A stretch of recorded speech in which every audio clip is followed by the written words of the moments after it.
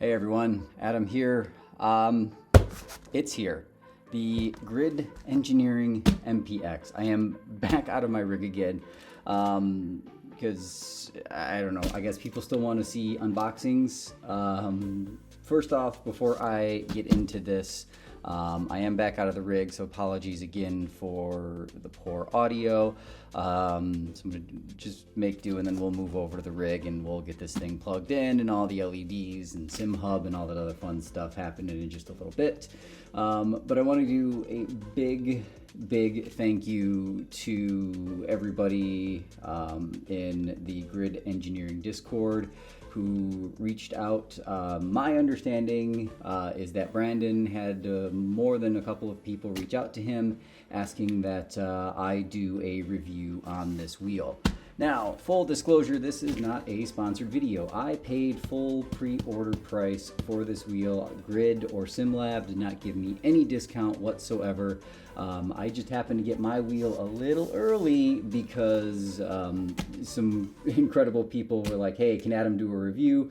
And I've got mine. Now, I also want to say that this wheel has shipped direct from China. All of the other MPX wheels that were purchased as part of the pre-order and going forward will go through SimLab for quality control first. So we can kind of maybe consider this wheel as what I would call a production prototype. It's essentially the final product that you guys will all receive. However, this one has not gone through the final quality control checks that all of the other wheels purchased will go through, because they're going to go through SimLab first, and then from SimLab they'll ship out all over the world to everybody who's ordered their wheel. So let's go ahead, and I really hope this works because I've got a second camera up here.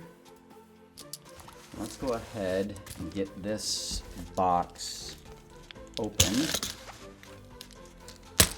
I'm going to do the best I can what I've got. This is all new. I am not really into video production other than what I'm used to doing from inside my sim rig.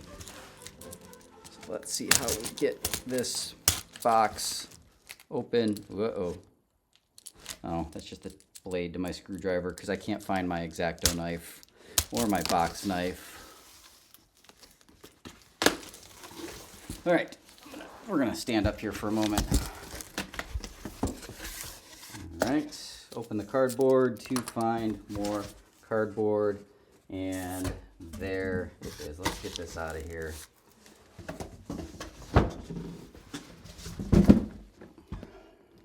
Oh, the camera's upside down. I guess I gotta do this. There we go. There's the box. And let's go ahead, as stuff is falling everywhere. Let's make that camera a little smaller. Let's move this cardboard out of the way, and let's sit back down and open this thing up.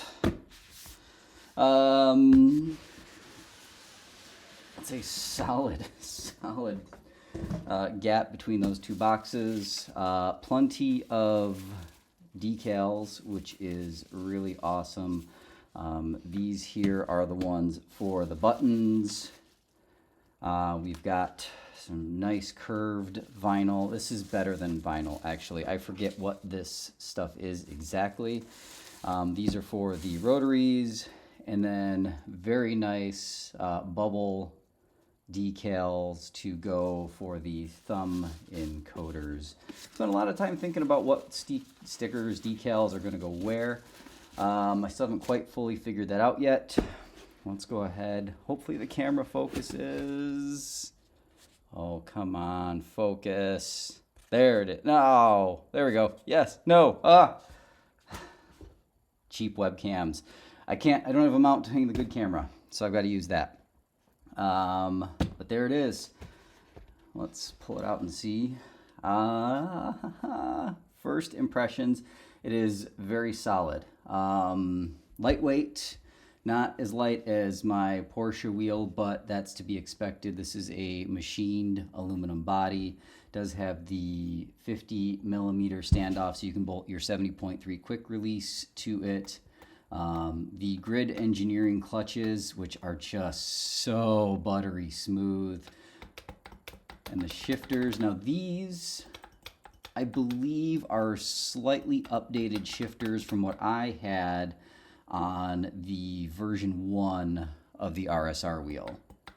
These things are silent. I mean, compared to every other shifter I have, there's almost no noise coming from these. We've got our two, I believe these are auto P9 buttons on the back. They're very clicky, very tactile. I love that. Wow, that's super nice. So I have small hands. I wear a size small glove. I can easily, almost no movement, get to that button. And of course, like all the other Grid engineering shifters, these are adjustable. There's some room on the clutch to slide the paddle in and out. There's some room on the shifter to do the same. And then if you loosen this screw here, if the camera would focus, you can kind of pivot this out to give yourself a little more room. But these shifters, these are my favorite shifters. These are even nicer than the ones on the real Porsche wheel. I like these. Super short throw like this right here. Clutches, of course, feel buttery smooth. On the front, 2, 4, 6, 8 buttons. Nice and clicky. You know, there's not a whole lot of movement that you need to push down, but you can definitely feel and hear the click there. All of these rotaries are Elmas, push button Elmas too. Super tactile.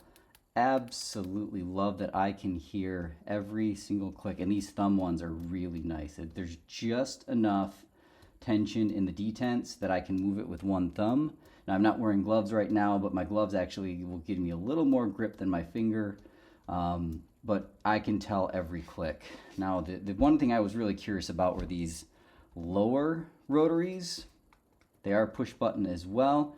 Like I don't quite know how I would use those lower rotaries without completely taking my hand off and then having to kind of do that. I'm little not too sure with that. And then we've got two 7-way funky switches up at the thumbs. I had the Grid Ferrari wheel, which had the same setup, two 7-way funkies up at the thumbs. But these, the button caps, if you want to call them that, they're much larger than what was on the Ferrari, so it's easier to quickly get a hold of them.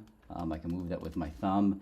This wheel right here, in all honesty, I've been waiting a long time for this wheel because this might be the wheel that finally gets me to convert fully to VR. I absolutely love racing in VR, but I've not found a wheel that will let me do everything I need to do without having to take my hands off and reach for a button box. This is going to be it. I mean, I think we've got more than 50 total inputs on this wheel. I can control black box up here in iRacing, replay controls here, whatever you want to set these for, TC, ABS. Oh, that click is so nice. Like, that is a solid, proper click. And these thumb wheels are just, oh, it's so good. But the grips are just absolutely amazing. Again, I wear a size small glove, so, you know, do with that what you will. If you have larger hands, you're still going to have plenty of room right here in the thumb holes to get in there. There's just enough. I don't think the camera's picking it up. Plus, it's upside down right now, and I apologize. There's just enough of a little groove cut in there for your thumbs to wrap around.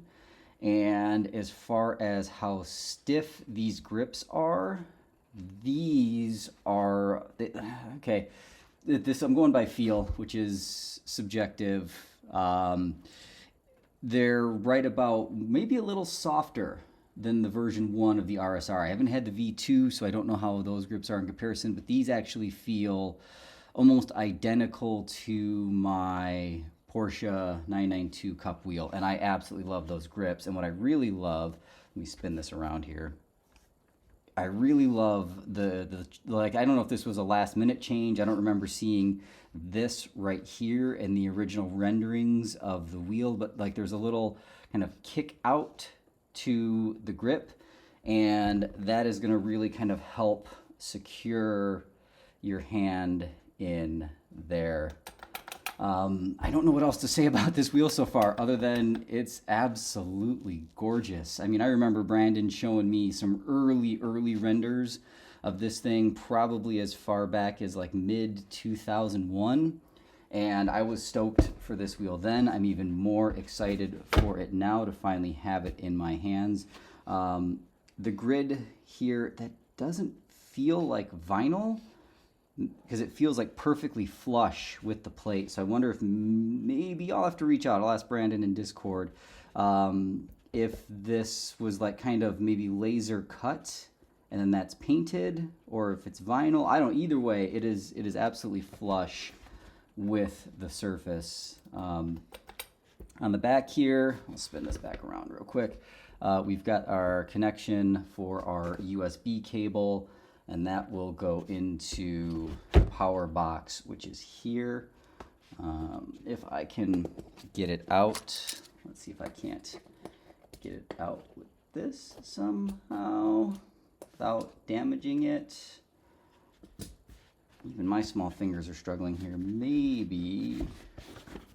Okay, well, I can pull this out. There's some more goodies under here.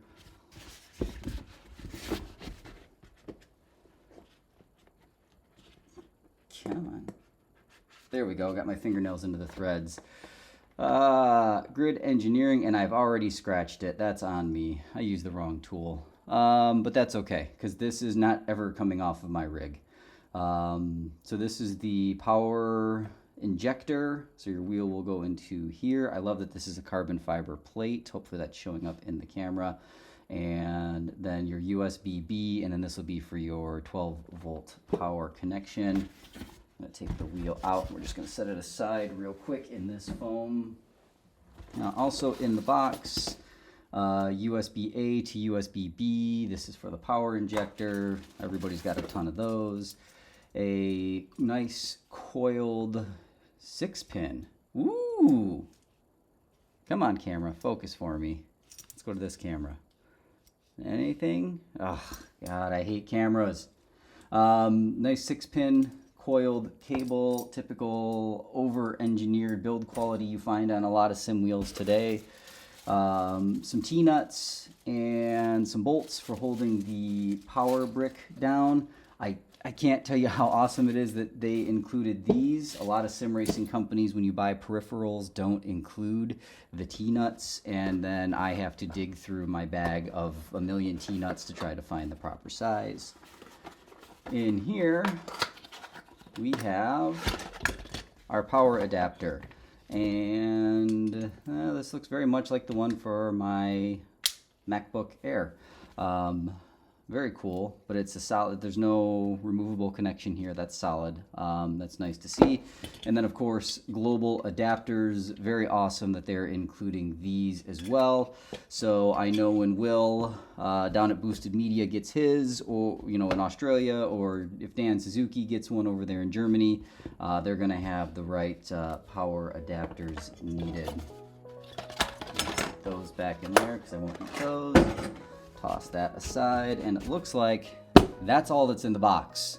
All right, so I'm gonna go ahead and we're gonna pause here because I have to clean up my desk area, which is already a mess, and then we're gonna move over to the rig and we'll get this thing plugged in and hooked up to SimHub and get some LEDs going.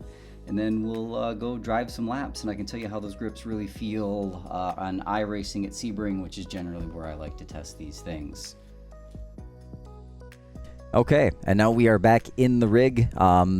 It's a day after I did the unboxing portion of this video. I have not yet turned any laps with this wheel. I had to make some adjustments to my rig because this wheel has this 50mm standoff on the back, and my direct drive was perfectly positioned for my Porsche Cup wheel, which is a much shallower depth here, so I just had to move the motor back. Thankfully my SimCore mount makes that super easy to just undo 4 bolts, or loosen 8 bolts, I'm sorry, slide it back, snug those bolts back up, and this wheel is right where I need it to B.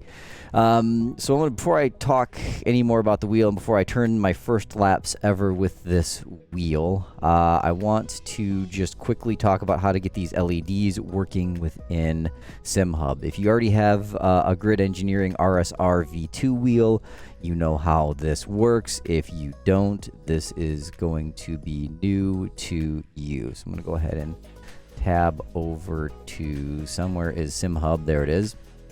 All right, so to add this wheel in SimHub, all you want to do is if you're using 8.0 or newer, you want to go to the Devices tab, click Add New Device, and then just Grid by SimLab.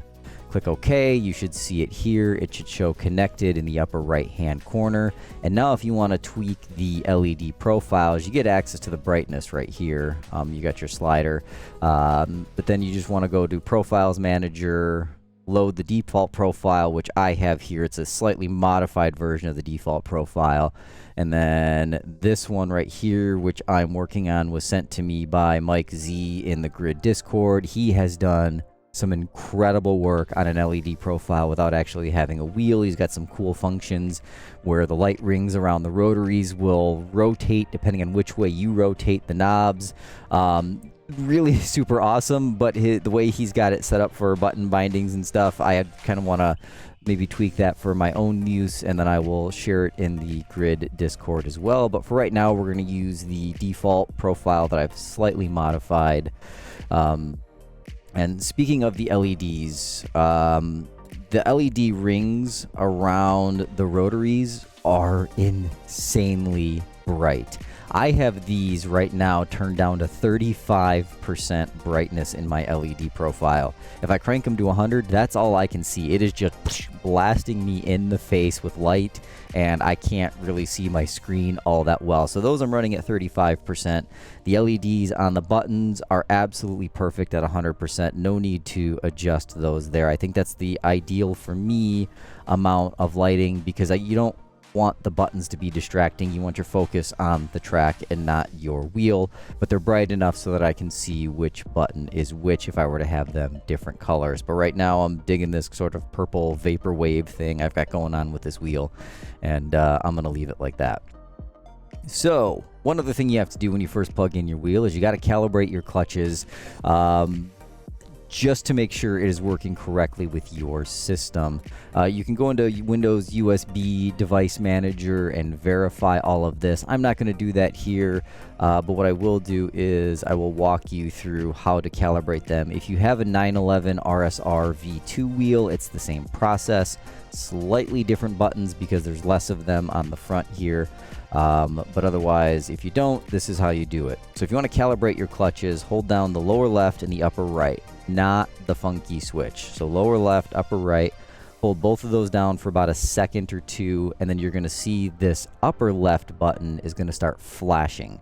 When this button's flashing, that means you are in calibration mode. Just go ahead and grab both of your clutches and just kind of move them in and out a little bit, a couple of times to make sure you go full throw of those clutches, and then when you're done, just press the lower left button again and your clutches will be calibrated. Now if you want to change the clutch mode, I'm gonna pull up my notes here so I don't get this wrong. Let's see here.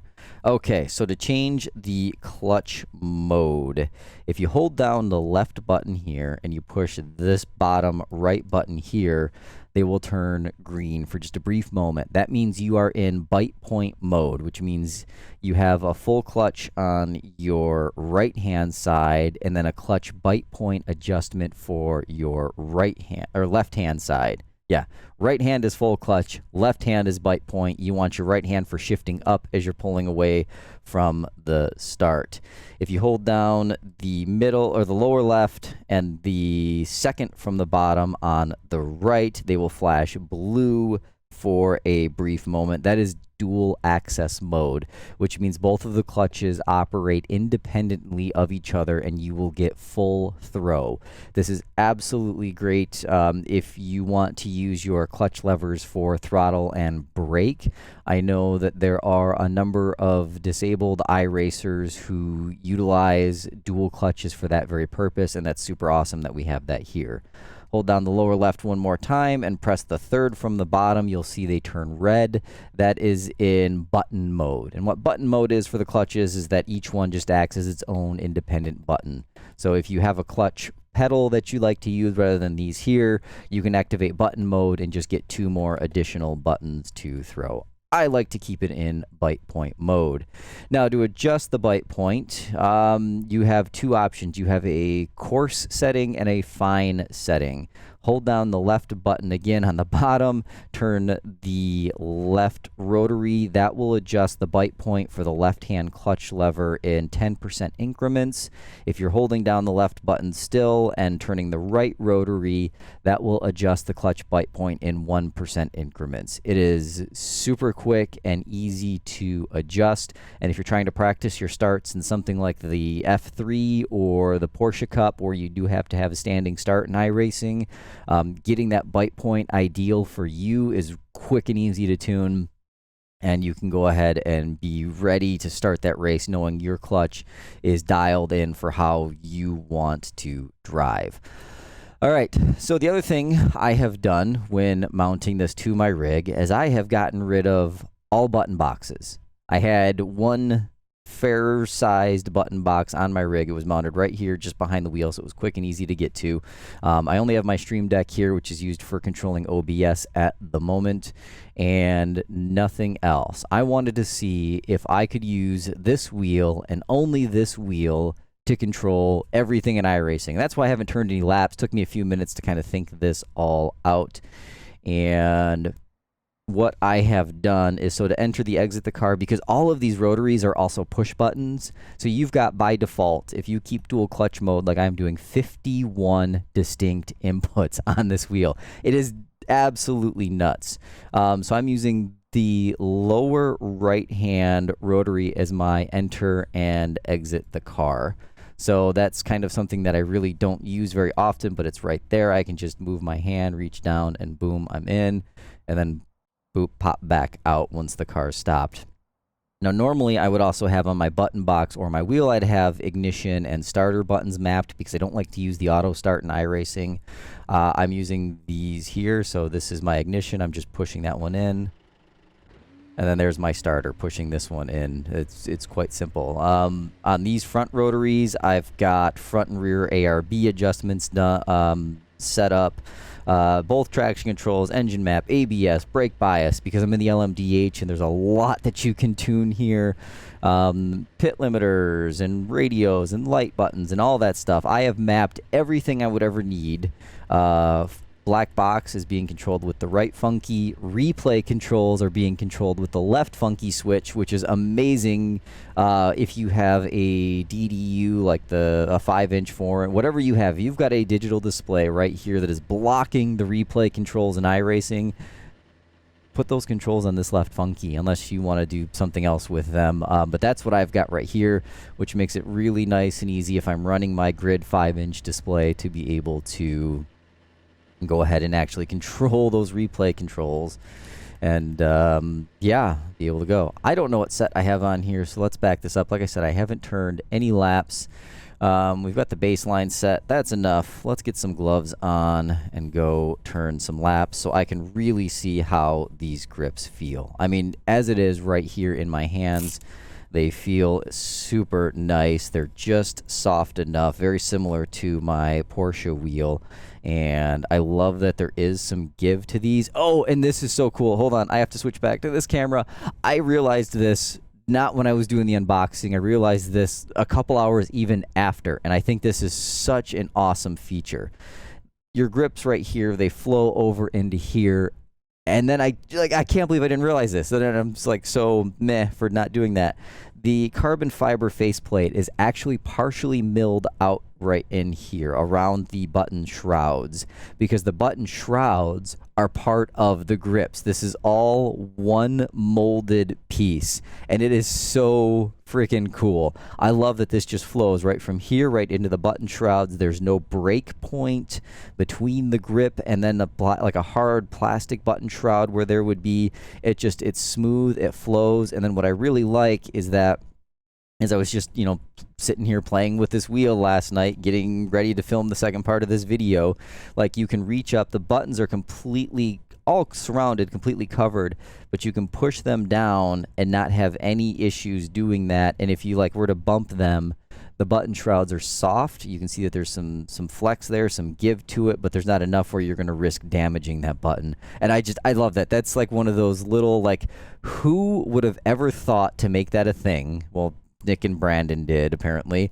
And because that's now a thing, this is like every wheel is going to need to have something this cool going forward.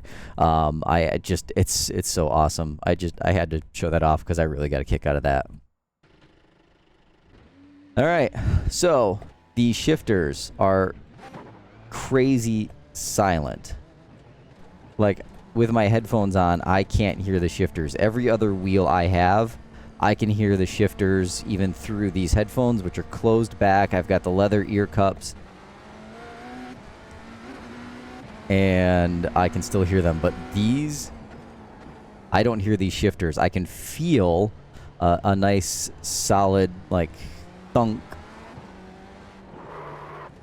Ooh, I haven't driven this car in a while.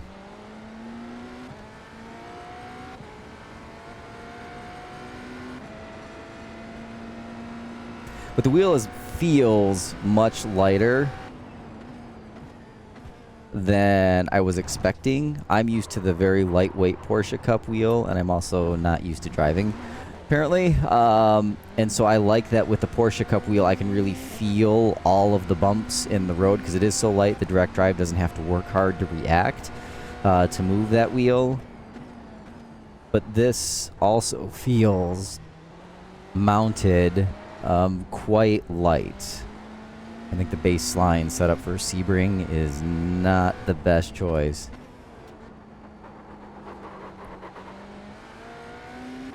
But I love that I can easily get to all of my adjustments. Let's soften the rear roll bar a click.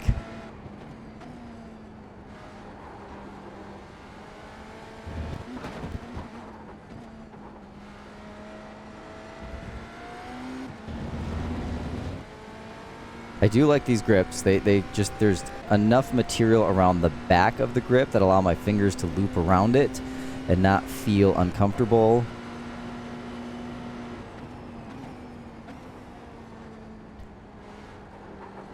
Going through Sunset, not very quickly on this first lap. I missed the grass. I'm just going to say that. I wish iRacing would have kept the grass there.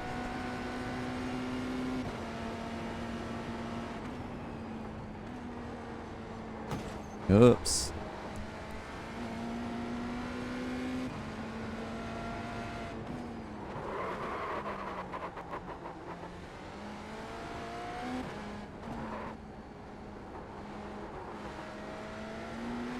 Probably should have worked on a proper Sebring set before testing this, but that's all right.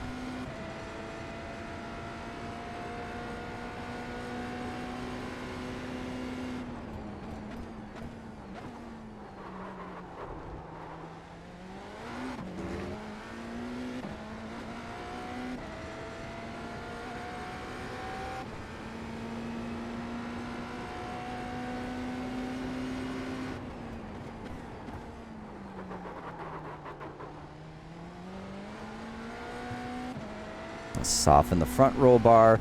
The roll bars I've got mapped to these thumb rotaries up top here, and I've got to say they're just the right diameter where I can easily just hit it with my thumb. I can feel where I'm grabbing it with just my thumb, not having to use my index finger, and it requires a bit of force. It's not really rigid, but it's definitely not soft. Like there's enough tactile feedback in those detents where I have to give it some force to roll it forward or back. And I also know that I have rolled it forward or back because as soon as I hit that next detent, it locks into position. There's no, unless I really give it some push, Like, there's no chance of me rolling it 2 positions when I only want to go 1. And since I'm using that for roll bar adjustments in this car, you know, that could be problems if I were to move the roll bar 2 clicks when I don't want to do that.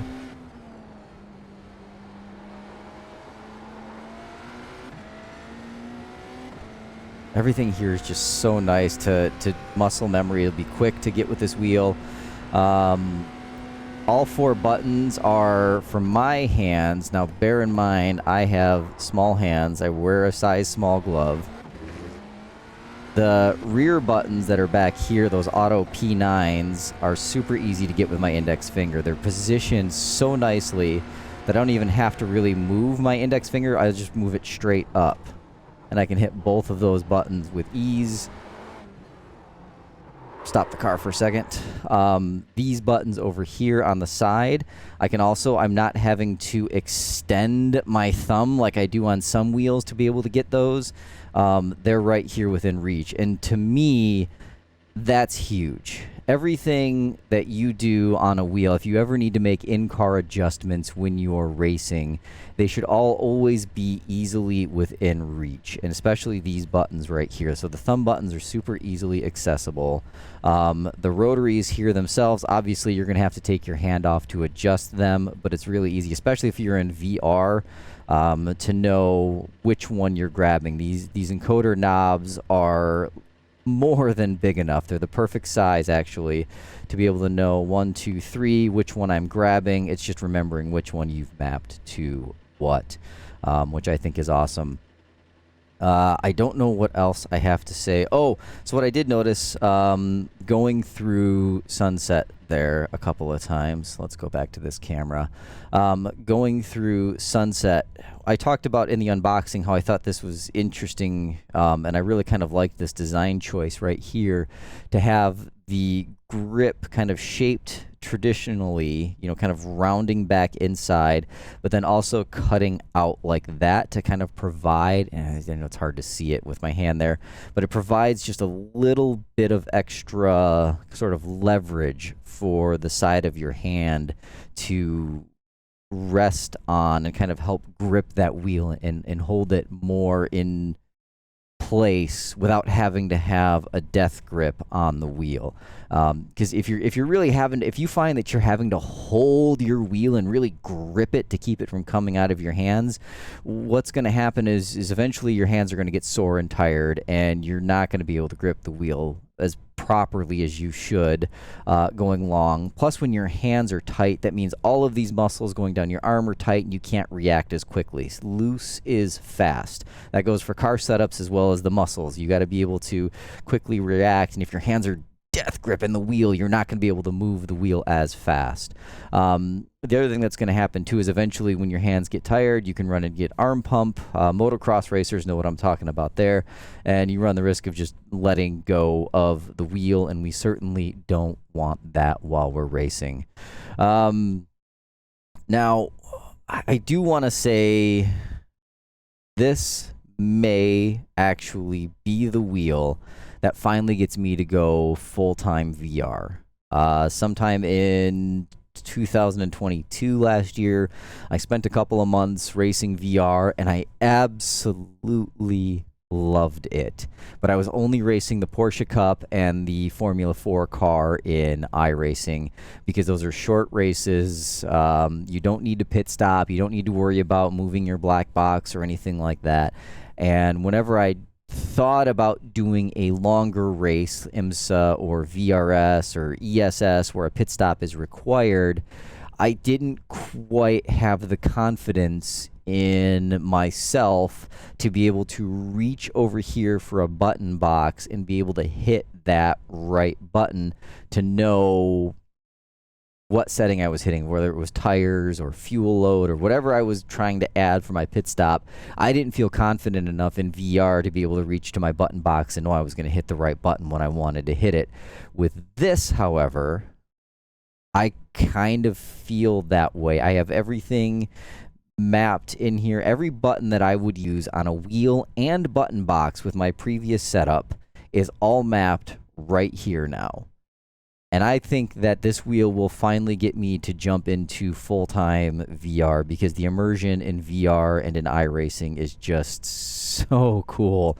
Yeah, okay, there's some screen door effect issues, and VR users have kind of, no, it's just some things you have to deal with. But the immersion and the actual ability to have depth perception is something that you don't get with triple monitors. I love my triple monitor setup. I love that when I'm in a battle, I can turn my head and see the car next to me. But it's just not the same. VR takes us to a whole nother level. And now that I've got everything at my fingertips, literally, I don't have to move my hand much to tune whatever setting it is I want to tune on the car, or to set pit fuel level or tires or no tires, whatever that might be. It's all right here, and it's super easy to access. So I want to, give some credit where credit is due. The team at Grid by Sim Labs, Brandon, Nick, Marcel, those guys have been super helpful in Discord, answering a ton of questions about this wheel. And I'm going to end this video by simply saying this: the perfect sim racing wheel does not exist. It can never exist, because everybody is going to have their preferences. Somebody's not going to like that there are dual funky switches at the thumb. I at first thought I would hate having dual funky switches at the thumb until I got my Grid Ferrari wheel. And then once I realized how awesome it is to be able to have two funkies literally at your thumb tips, and all the things you can do with it, I was sold. I was convinced. And then when I found out this wheel was going to have dual funkies, there was no doubt in my mind that I was going to pick it up. And then now that we've got, rotaries, we've got two thumb rotaries, two pinky rotaries down here, we'll call them. I can turn these with my pinkies. I don't think I'll try to do that in a race. So these are going to be things that aren't used as much, because I feel like I'll have to move my hand to adjust them. But we've got 4 here. They're rotaries with push buttons, 5 rotaries up front with push buttons, 4 buttons down the side, 2 7-way funkies, and we can't forget the 2 auto P9s on the back that are so perfectly placed. I mean, like, that's all I have to do. My index finger goes from there to there, and I can push it. It's that quick and easy. So if you want to have something that you tweak a lot, like brake bias right there, ready to go, you don't have to take your hands off the wheel. You can, boop, done. But as far as the perfect wheel right now for me, this is it. I have simplified my rig by removing my button box, which means less USB cables to manage. And I get that one button box is only one wheel, but it kind of declutters things. And I'm a big fan of decluttering and not having stuff that I don't need in my peripheral vision, because it allows me to focus. And I think that this wheel is going to do it for me. And my Porsche wheel, for as much as I love that thing, is probably going to be a display piece now. It's going to sit out on my desk where I can just admire it while I'm working all day. This will be my go-to race wheel. I mean, the shifters are absolutely perfect. I can't, like, all I can hear is the I wish my mic would pick it up, but I don't think it'll do it. They're so quiet and so solid at the same time, with a super short throw. I mean, there's got to be no more than like 5 to 7 millimeters of throw there. So activating the shifters is super fast and easy. The clutches are just at that right length. But then don't forget, you also have the ability, and I apologize for the bad camera focus there, to adjust these. Just loosen 2 screws. You can slide that out. There's a screw on the top you can use to bring this rotated further out there. You've got the same down on the clutch. You can adjust your positioning there and slide them out here. I mean, these guys have thought of everything with this wheel. I know Brandon, for him, this was an absolute passion project, and it's so cool to finally see it come to fruition. And thank you everybody who reached out to Brandon and said, hey, can Adam get one for review, even though I did fully pay for this, because there was no way I was not going to buy this wheel. I'm glad that I was able to get one a little early and get a review out to you guys so you can see how awesome this thing truly is. Yeah, and I know I say this because I'm a hardware nerd, and I love all of the sim racing gear. There's very few sim racing gear pieces out there that I will say don't buy. But this is definitely, if you have a direct drive wheel and you have the means and you're looking for what I'm going to say is the perfect sim racing wheel for me, give this wheel some solid consideration. You will not be disappointed. Even just the way these grips feel, it's so nicely shaped. I mean, the Asher wheel is great. For me, this is much better. This is going to be the go-to sim racing wheel, I think, for a lot of people, especially at the price point that they're able to sell it at. It's an incredible thing, and I feel like I'm rambling at this point, so I'm going to go ahead and end this video and just say thanks for watching, thanks for hanging out. I'm sorry this got a little longer than I had hoped. I wanted to keep this one short and sweet and to the point and just tell you what a great wheel this is, but just remember, be cool to everybody, and I will see you guys next time.